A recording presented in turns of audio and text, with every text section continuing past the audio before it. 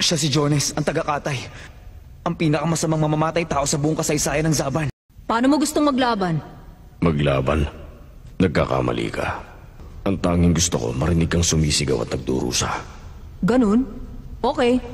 Kung ganun, basta ang mamatay ang siyang talo. Gamit ang mga kamay na to, magpipira-pirasuhin ko ang katawan.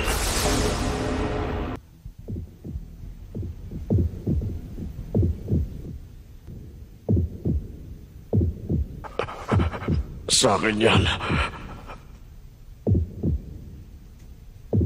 Ibalik mo sa akin.